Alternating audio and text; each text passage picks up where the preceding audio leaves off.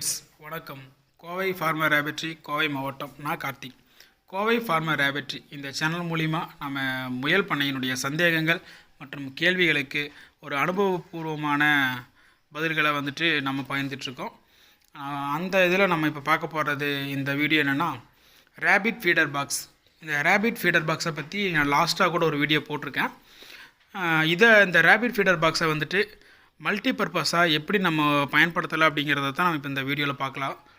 Multi purpose அப்படின்னா ஒரே feeder பாக்ஸில் அடர்த்தீவனம் மற்றும் பசுந்தீவனம் எப்படி முயல்களுக்கு கொடுக்கலாம் அப்படிங்கிறத இந்த ரேபிட் ஃபீடர் பாக்ஸில் எப்படி கொடுக்க முடியும் அப்படிங்கிறத இந்த வீடியோவில் பார்க்கலாம். வீடியோவை ஸ்கிப் பண்ணாமல் கடைசி வரைக்கும் முழுசாக பாருங்கள்.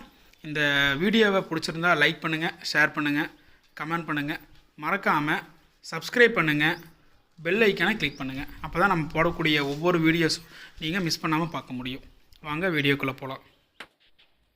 இப்போ நான் சொன்ன அந்த ரேபிட் ஃபீடர் பாக்ஸ் இதுதான். இந்த முறைப்படி மாட்டினா தான் நம்ம ரேபிட் ஃபீடர் பாக்ஸை மல்டிபர்பஸாக யூஸ் பண்ண முடியும். அதுக்காக தான் அந்த பிக்சர் போட்டிருக்கேன். இதுதான் அந்த ரேபிட் ஃபீடர் பாக்ஸு. இந்த மாதிரி தான் இருக்கும். இந்த ரேபிட் ஃபீடர் பாக்ஸு இந்த தனித்தனி பீஸாக வரும். இதை நம்ம இந்த ஏங்கிளில் நம்ம ஸ்க்ரூ போட்டு ஃபஸ்ட் நம்ம இதை அசம்பிள் பண்ணிக்கணும்.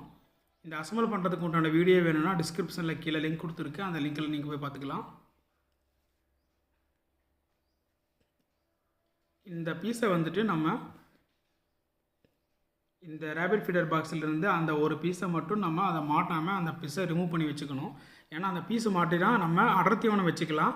க்ரீன் ஃபீடு போடும்போது அந்த பீஸ் இருந்துச்சுன்னா நமக்கு இந்த மாதிரி க்ரீன் ஃபீடு போடும்போது ரொம்ப இடைஞ்சலாக இருக்கும். அதனால் அந்த பீஸை மட்டும் ரிமூவ் பண்ணிவிட்டு இந்த ஏங்கிளில் நம்ம இந்த ரேபிட் ஃபீடர் பாக்ஸை மாட்டணும். இந்த ஃபீடர் பாக்ஸை மாட்டுறதுக்கு நீங்கள் தனியாக கட்டு கம்பியோ டேகோ எதுவும் போட்டு யூஸ் பண்ண வேண்டியதில்லை. இந்த மாதிரி சும்மா அந்த லாக் மட்டும் வச்சு அந்த கம்பியில் நீங்கள் மேலே மாட்டிட்டீங்கன்னா போதும். ஃபஸ்ட்டு இது எப்படி மாட்டணும் அப்படின்னா, ஃபஸ்ட்டு அந்த ரேபிட் ஃபீட் அந்த பாக்ஸை நீங்கள் ஃபிக்ஸ் பண்ணக்கூடிய இடத்துல ஃபஸ்ட்டு இந்த மாதிரி வச்சு பார்த்துக்குங்க. வச்சு பார்த்துட்டு அதோட நீள அகலங்கள் பார்த்துக்குங்க. ஹைட்டுமே எவ்வளோ அகலம் அந்த இடத்துல நீங்கள் கட் பண்ணணும் அப்படிங்கிறத நீங்கள் அதில் பார்த்துக்குங்க. பாருங்கள், இப்போது இந்த ஸ்டைலில் நான் இப்போ நீள அகலம் அந்த இடத்துல வச்சு பார்த்து அதுக்கு தேவையான அளவுக்கு இந்த மாதிரி கட் பண்ணியிருக்கேன். நீங்கள் வைக்கக்கூடிய ஹைட்டு உங்களோட கம்ஃபர்டபுளுக்கு தகுந்த மாதிரி நீங்கள் மாட்டிக்கலாம். நான் என்னோடய தேவைக்கு வேண்டி நான் இந்த ஹைட்டில் நான் மேலே ஏற்றி வச்சுருக்கேன். கீழே இருந்து ஒரு 3 இன்ச்சுக்கு மேலே தள்ளி நான் அந்த ரேபிட் ஃபீடர் பாக்ஸை வைக்கிறதுக்கு உண்டான கேப்பை நான் கட் பண்ணி இந்த பொசிஷனில் நான் கட் பண்ணியிருக்கேன். இந்த மாதிரி லாக் மட்டும் நீங்கள் மேலே போட்டிங்கன்னா போதும். நீங்கள் அதை எடுத்து க்ளீன் பண்ணுறதுக்கு எல்லாத்துக்கும் ரொம்ப சுலபமாக இருக்கும். நீங்கள் டேக் போர்ட் கட்டிங்கன்னா ஒவ்வொரு டைமும் நீங்கள் அந்த டேகை கட் பண்ணணும், அவுக்கணும், இல்லாட்டி திரும்ப நீங்கள் கழட்டி மாட்டுறதுக்கெல்லாம் கஷ்டமாக இருக்கும். இந்த பொசிஷனில் நீங்கள் யூஸ் பண்ணும்போது உங்களுக்கு ரொம்ப கம்ஃபர்டபுளாக இருக்கும். நீங்கள் ஈஸியாக எடுத்து நீங்கள் வெளியும் கூட க்ளீன் பண்ணிக்கலாம். அதுபோக அந்த மேலே ஒரு லாக் போட்டிருக்கோம் பார்த்தீங்களா, ஒரு டோர் மாதிரி. இந்த டோர் எதுக்காக அப்படிங்கிறது இப்போ நான் பார்க்கலாம் வாங்க. இந்த டோர் இப்போ நீங்கள் க்ரீன் ஃபீடு போடும்போது இந்த டோரில் டோரை ஓப்பன் பண்ணி நீங்கள் உள்ளுக்குள்ளே போட்டுடலாம். க்ரீன் ஃபீடு சாப்பிட்டு முடித்த உடனே அந்த டோர் ஆட்டோமேட்டிக்காக க்ளோஸ் ஆகிரும். நான் அதுக்கு மேலே இந்த மாதிரி ஒரு பின்னு மட்டும் யூஸ் பண்ணியிருக்கேன். இது ஹாக்ரிங் பில்லரில் யூஸ் பண்ணக்கூடிய ஒரு ஸ்டாப்லர் பின். இதை நான் யூஸ் பண்ணியிருக்கேன். இது என்ன பர்பஸுக்காக இந்த டோர் வச்சுருக்கேன் அப்படின்னா, உள்ளே இருக்க நான் இந்த சின்ன பீஸை நம்ம ரிமூவ் பண்ணிட்டோம் இல்லைங்களா, அதனால் குட்டிகள் தாய் கூட இருக்கும்போது இந்த சின்ன குட்டிங்க எல்லாமே அந்த ஃபீடர் பாக்ஸ் வழியே ஏறி மேலே வெளியில் பார்க்கும். அந்த வெளியில் வராமல் இருக்கிறதுக்கு வேண்டி தான் இந்த டோர் நம்ம யூஸ் பண்ணுறோம். அடர்த்திவனம் போட்டு முடித்த உடனே இந்த டோர் அது மேலே க்ளோஸ் ஆகிடும். ஏன்னா நமக்கு எந்த ஒரு லாக்கும் பண்ணலை.